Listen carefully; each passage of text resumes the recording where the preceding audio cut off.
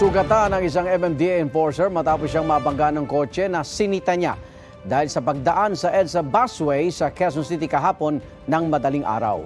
Nagalusan at nabugbog ang balikat ng MMDA Traffic and Auxiliary na si Jefferson Villaruel. Matapos mabangga ng kotse ang motorsiklo niya. Tumama rin ang kotse sa mga concrete barrier.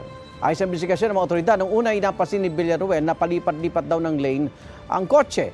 Pumasok din daw ang kotse sa EDSA busway kaya pina-exit niya. Pero bumalik daw ulit ang kotse sa busway.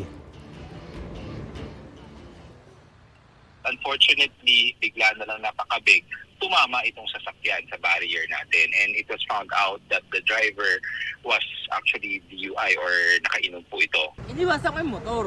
Kasi magkadiretso kami sir kahit kita naman sa dashcam sir Pero sir, dumaan daw kayo sa bus lane mula pa lang sa Cubao. Ay hindi sir, dito lang kami sir. Pero nakainom kayo sir? Mga apat na ano sir. Bukod sa itinangging dumaan siya sa EDSA busway, ginid din ng driver na si Mark Anthony Bagtas. Hindi siya nagpapalipat-lipat ng lane. Wala namang nasaktan sa mga sakay ni Bagtas.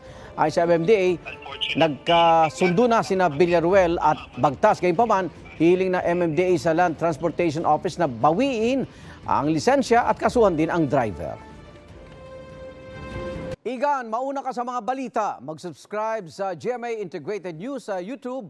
Sa mga kapuso abroad, subaybayan nyo kami sa GMA Pinoy TV at sa www.gmanews.tv.